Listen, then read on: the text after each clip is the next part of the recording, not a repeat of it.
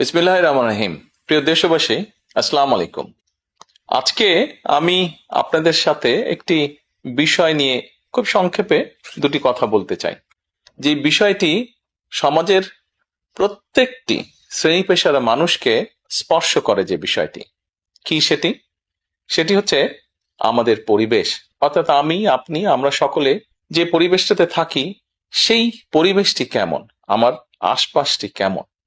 আপনারা নিশ্চয়ই অধিকাংশ ক্ষেত্রে খেয়াল করে দেখেছেন, আমরা ঢাকা শহরের যে কোনো রাস্তাঘাটই হোক, যে কোনো এলাকাই হোক, যে কোনো জেলা শহরের এলাকাই হোক, রাস্তাঘাট হোক, এমনকি উপজেলা পর্যায়েও ক্ষেত্র বিশেষে বিভিন্ন গ্রামগঞ্জেও আমরা দেখেছি যে যেখানে বাজার ঘাট বা রাস্তা চলাচলে বেশি, সেই জায়গাগুলোতে চারিদিকে একটা জিনিস খুব পরিষ্কারভাবে চোখে পড়ে, যেটি আমরা যখন ছোট ছিলাম, আজকে থেকে 40 বছর আগে, 30 বছর আগে দৃশ্যটা এমন ছিল না, কিন্তু বর্তমানে দৃশ্যটা এইরকম। সেটা কেমন?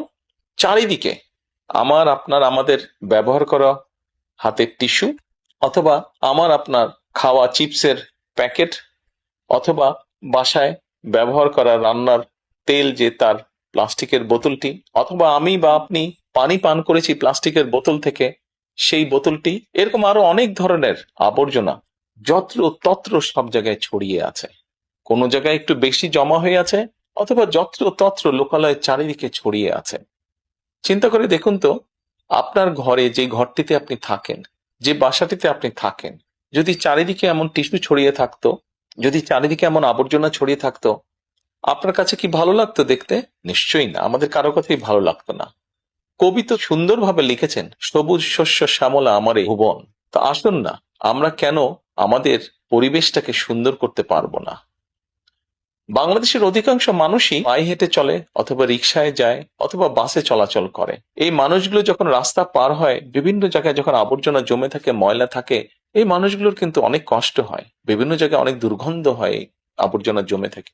তবে আমরা যদি সকলে মিলে একটু সচেতন হই, আমরা যদি নিজেরা সচেতন হই, যত্রতত্র যদি আমাদের ব্যবহারকৃত আবর্জনাগুলো যদি যত্রতত্র আমরা না ফেলে দিই, আমরা যদি একটি নির্দিষ্ট জায়গায় এই আবর্জনাকে জমা করি এবং নির্দিষ্ট উপায়ে যদি এটাকে পরে ধ্বংস করি, তাহলে যেমন আমাদের পরিবেশটি ভালো থাকবে, ঠিক একইভাবে আমরা আমাদের পরিবেশটাকে সুন্দরভাবে রাখতে পারবো।